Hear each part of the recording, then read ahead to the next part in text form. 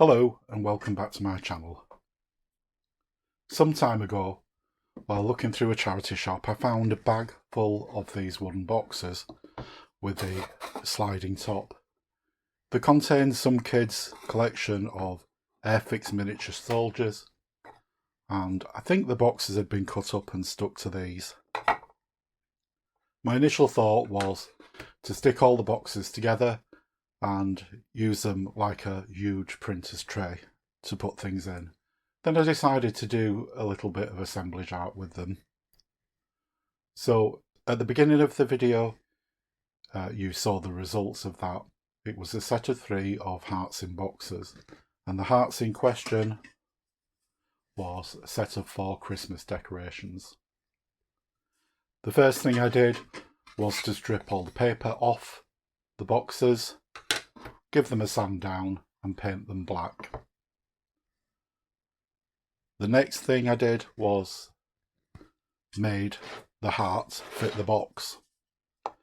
As you can see, they're just a little bit too big, so I took off the end cap and they were still a little bit too big, so the only way I could get them to fit was to use a hacksaw to cut that rim off there. Then they fit in the box perfectly. So the first concept I came up with was this, the heart in the box. And I knew I wanted a mechanical heart. It was something I'd seen on a Pinterest item, I think, somewhere. So I used a heated scalpel to cut the plastic away. I added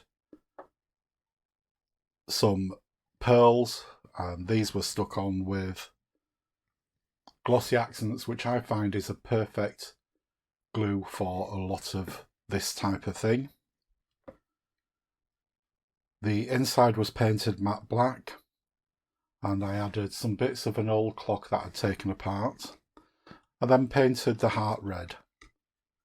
For the box, I covered it in scrapbooking paper. There's a couple of different styles of paper on here. It's slightly different inside, I don't know if you can see there. And then I glued in the heart and a couple of pipes. Now these pipes were from a mould set by Steampunk, I do believe. And these were just painted with black gesso and used some rub and buff or gilding wax to make the copper looking effect. On the top I added another resin keyhole with a radiator key and the dial from the clock that I'd taken to pieces. On the sliding cover, which no longer slides, it's glued into place, I added some more of the resin pieces, a resin face, and just glued a filigree piece of metal to the back of that resin face. Again, this is painted in black and I've used gilding wax on it as well. So I believe the gilding wax I used was this metallic one from Hobbycraft. It's pretty cheap and very good quality. Now I thought it looked a little bit like a clock, so I decided to make a pendulum,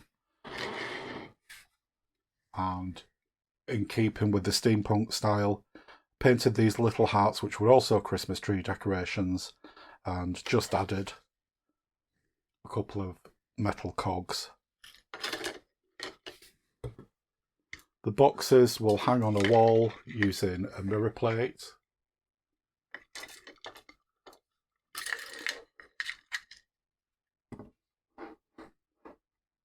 One of the things that I did do to make the box a little bit more robust, because paper's very delicate, I coated it in Polyvine Decorator's varnish in a dead flat, and that will just seal and protect the paper, so it can be wiped down with a damp cloth if it gets really dusty, and it's not going to affect the paper. The second box I did in a similar vein. This was a little bit more complicated, to be quite honest. I thought this would be easy enough just to drill some holes in the heart and thread some cord through, but it wasn't, because once I drilled the holes in, I added some eyelets, but then I had no way of threading the eyelets through. So what I ended up doing was cutting the whole back of the heart out, again with the heated craft knife. Now the heated craft knife I'm talking about, I'll put a link to a video of it. It was part of a wood burning kit by Aldi a few years ago, and one of the attachments was a craft knife holder, so it makes it really easy to cut through plastic. So I also cut a zigzag through the centre of the heart to denote it being broken, and the blood effect is again glossy accents mixed with a little bit of red alcohol inks. Again, the same principle applied. I covered the box with paper. It has got some distress ink around the sides just to age it a little bit, and then when it was completely dry I gave it a coat in decorator's varnish, again from Polyvine. The lacings, actually I don't know if you can see, they go right through the bottom to form part of the pendulum. These are just plain wooden beads that I've covered with glossy accents with a little bit of red alcohol inks in. I knew I wanted a sign on this box saying fragile handle with care. Couldn't find anything that I really liked, so I designed my own on CorelDRAW and used that, and I just added a little handle. So this one looks a little more like a wooden box than the other. Again, I've used a mirror plate on the back so it can hang on a wall, and you may have noticed that this time the opening is at the top as opposed to the bottom on the other one. The third and final one, this was a little bit of a labour of love. It took me a long time to decide what I wanted to do with this one. I knew that I wanted it to look as though it was in a metal vault. So the heart is a gold heart and it's bound with wire. I found this paper in a set on eBay, I believe, a 12 by 12 scrapbook paper set, and I really like the set. If I can find the link, I will pop it down below. So again, similar process applied. I just applied the paper, did a little bit of distressing and coated it with Polyvine decorator's varnish. For the top, I used part of an old clock and another filigree, and then I've attached